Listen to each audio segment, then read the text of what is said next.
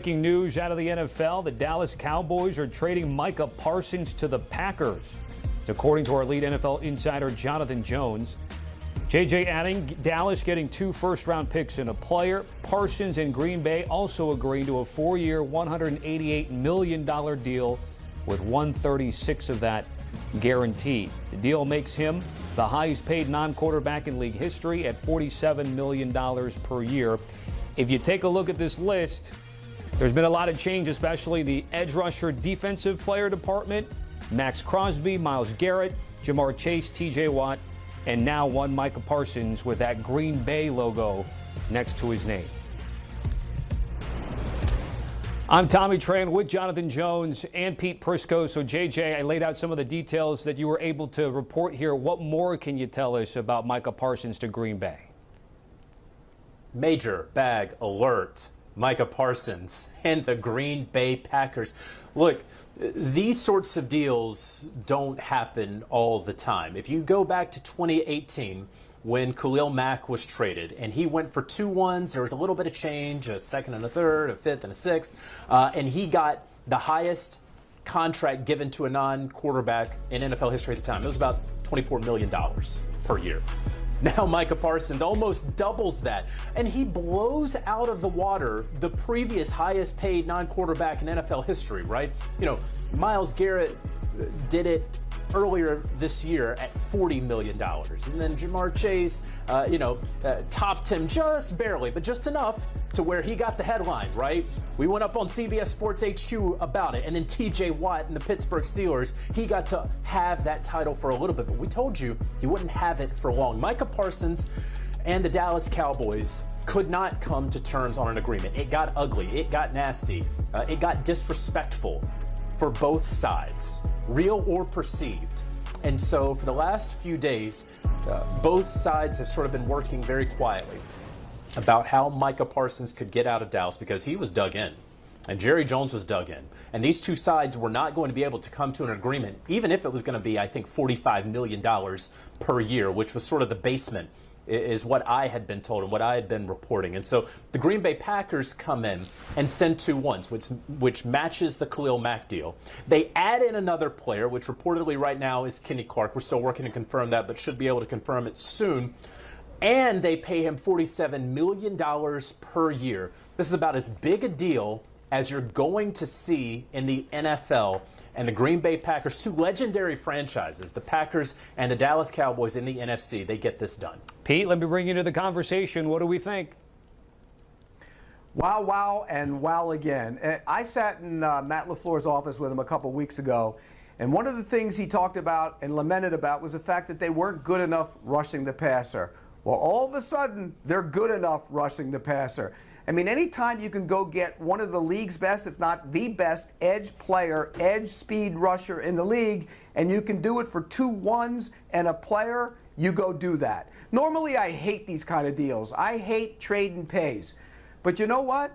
You're getting a 26-year-old elite edge rusher on a team that has enough talent that I picked them to go to the Super Bowl before this trade. I love this for the Green Bay Packers. I do not like it for the Dallas Cowboys. I understand, like JJ said, they were all dug in and it looked like nothing was going to get done. That's just stubbornness on Jerry Jones's part. But if you're the Green Bay Packers and you're a Packer fan, you have to be thrilled with this. It's a great move for the Packers. And JJ, I will get back to you from a Dallas perspective in just a second as we take a look at Micah Parsons' career profile, which already has been fantastic. But Pete, I'm going to go back to you. You mentioned how bullish you've been on this Green Bay team. How does Micah Parsons impact this team? How does he fit in right away? Well, you know, Rashawn Gary's a good player. It didn't play up to expectations last year, in large part because he didn't have somebody on the other side who could dominate. Well, now he does. And you can move him all around. And you look at what they have on the other side. Lucas Van Ness has had a good training camp, and he'll be a rotational player now. The more you have to attack the quarterback, the better. And I think that's why this move is so important for the Green Bay Packers. When you go on the road, if you have to go on the road in the postseason, you need sack, fumble, game over. Well, now you have that guy. That's what Micah Parsons does. And I think if you're the Green Bay Packers, it's a great move. If Kenny Clark is indeed part of the deal, look, bottom line is They drafted they have two young defensive tackles that they like, both of them out of Georgia. And I think Stackhouse and Brinson are big body guys that can help them in the middle of that defense. They have Devontae Wyatt in there as well. So when you look at this group, the Packers all of a sudden now on defense have playmakers. You can add in Edgerrin Cooper as well, who I think has a chance to be in the mix for Defensive Player of the Year. Wow, that defense has gotten a lot better. These two teams will face each other week 4. We know Dallas starts a week from tonight against the Eagles here. And JJ, let me go back to you about Dallas, because there was a big thought that this would be like it was with CeeDee, like it was with Dak, given what Jerry Jones and company has been doing. Before I get to you, I want to read something that Micah put out in a statement that I thought was interesting. He said, in the middle of it, quote, "I never wanted this chapter to end, but not everything was in my control. My heart has always been here, and it still is. Through it all, I've never made any demands. I've never asked for anything more than fairness. I only asked that the person I trust to negotiate my contract to be part of the process." Again, that's the middle of what is a long statement here. Take me through how surprising this is, given everything you heard about what Dallas does with its star players, yet this time it's different. So that point, I only asked that the person I trust to negotiate my contract be part of the process. You got to go back to earlier in the offseason. Jerry Jones does what he typically does. He is talking with a player. Jerry Jones believes that he has negotiated what I think he would term a gentleman's agreement. And I want to say that because I don't want to act like Micah Parsons was ungentlemanly, right? But he thought that they basically had a back of a napkin handshake agreement. And then, so he's like, okay, well, we got a deal. Micah Parsons said, well, hold on. I don't negotiate my deals. I pay a percentage to one of the best, if not the best agent in the game, David Mulligetta, to negotiate my contracts. And so that's when he got his agent involved. And Jerry Jones then took umbrage with that, thinking that, no, we had a deal, now you're going back on your word. I was not a part of those conversations. Both sides very much believe in what they believe. And so that's part of the reason that Micah Parsons is now in Green Bay and not Dallas, because what he believes happened, what Jerry Jones believes happened, wherever the truth is, that's what they understand the truth to be. So then you can't really get an agreement, because no matter what Jerry Jones is going to hang on to, we had that deal, and that deal was good then. That deal would still be good today, according to Jerry Jones. But the market has shifted, and it has shifted in a major, major way. And not only that, but again, the disrespect that Micah Parsons had felt doesn't go away. You can't erase that.